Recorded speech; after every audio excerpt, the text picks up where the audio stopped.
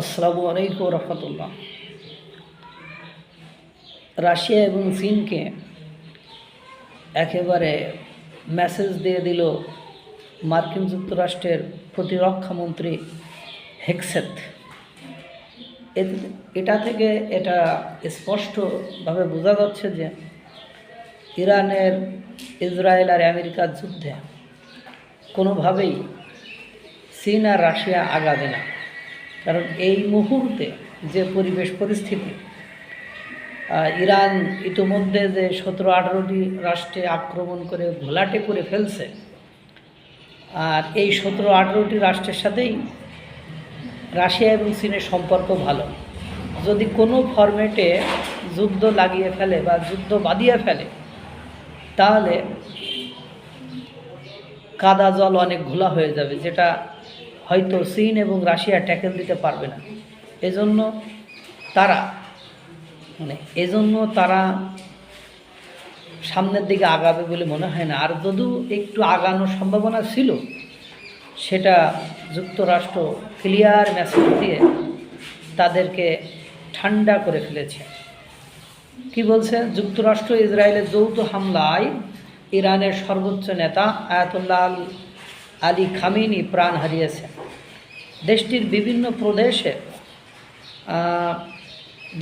বিভিন্ন প্রদেশের গুরুত্বপূর্ণ সামরিক ও বেসামরিক স্থাপনায় হামলা চালাচ্ছে মার্কিন ইসরায়েলি বাহিনী। তাদের এমন পদক্ষেপের নিন্দা জানিয়ে সব পক্ষকে সংযত হওয়ার পরামর্শ দিয়েছে দুই শক্তিধর দেশ রাশিয়া ও চীন।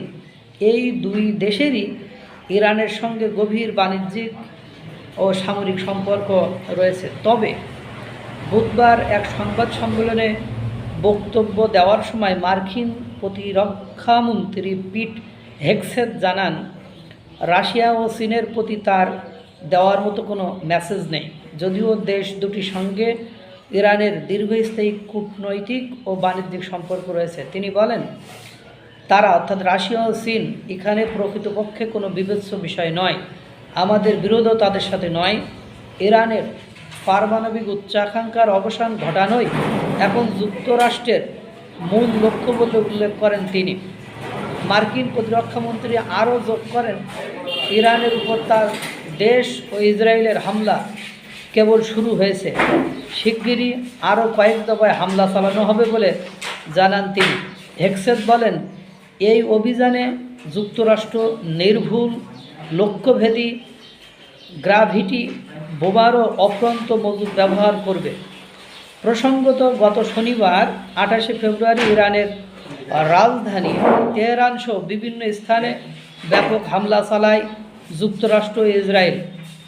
মূলত ইরানের শীর্ষ নেতৃত্বকে লক্ষ্য করেই এসব হামলা চালানো হয়। এতে ইরানের সর্বোচ্চ নেতা আয়াতুল্লাহ আলী খামেনি, প্রতিরক্ষামন্ত্রী আজিজ